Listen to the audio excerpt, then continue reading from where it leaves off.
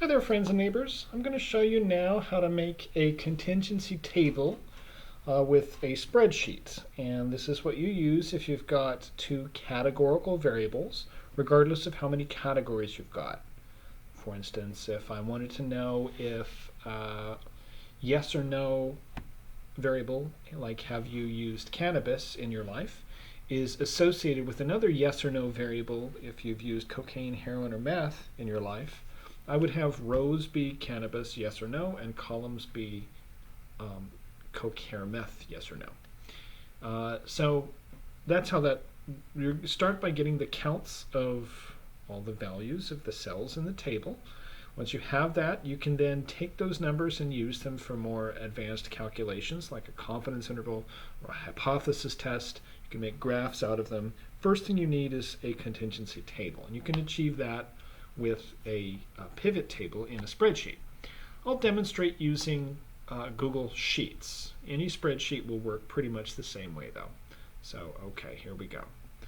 File, import data. You have to download your data set and you have to know where you saved it. So those are sort of the prerequisite expectations. And you browse, go find your data set, and I've got a pretty sort of detailed data set with lots of variables.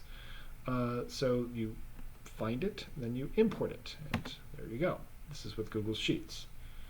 With Excel, you just open the file, and LibreOffice is the same. You just open the file. And maybe you give the file a cool name, or maybe you don't. I'm not going to be using this again, so there's no need for me to do it. So I think I'll take the biological sex and see if that's associated with I don't know. I'll see if it's associated with vision correction.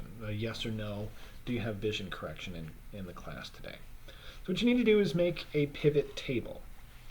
One way to do that is to select all the variables. Another way to do that is to just select some of the variables.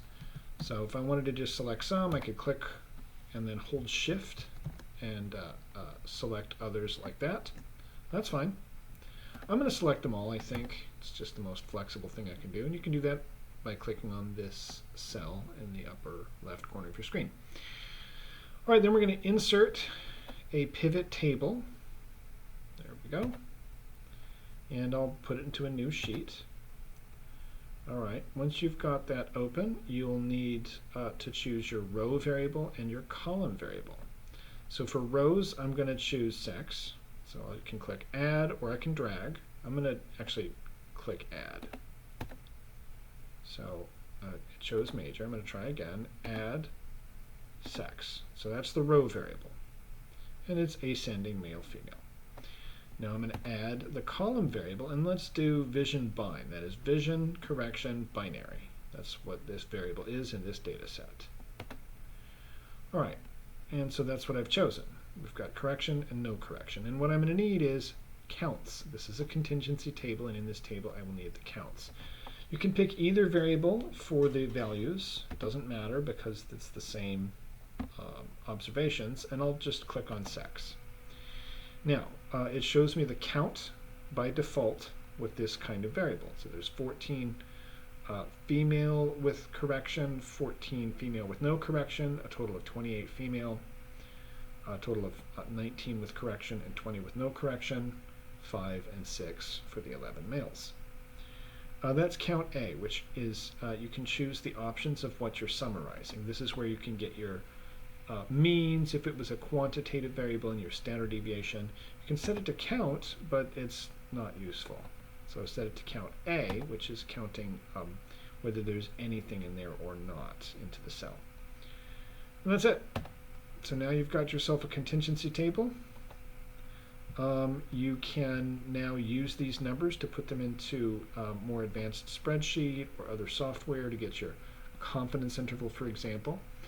What I'm going to do is I'll wrap this up by just making a quick graph. I'll make a grouped bar graph.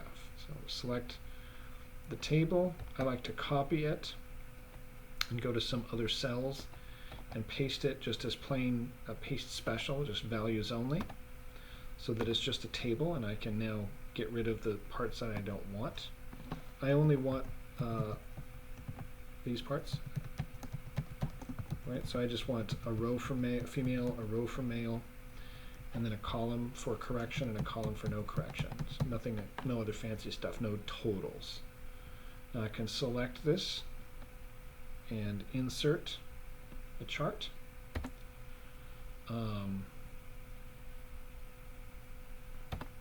And say a grouped bar graph. I will group it, and there we go. I'm done. Now I can export this. I can say click on the three dots, edit, delete, download, and I might want to just download it as a PNG. And that, my friends, is how you get your frequency counts. Once you've got them, you can turn them into percentages or proportions. If you need to get a confidence interval for the difference between the two proportions, or if you need to get a hypothesis test for the difference between two proportions, all of that is possible now that you've got your counts. Right? Okay, so N for female, you get that by adding them up. That's 28. N for male is 11. All right, that's how you do it. And hope you found this helpful, and I will make some more videos when the time is right.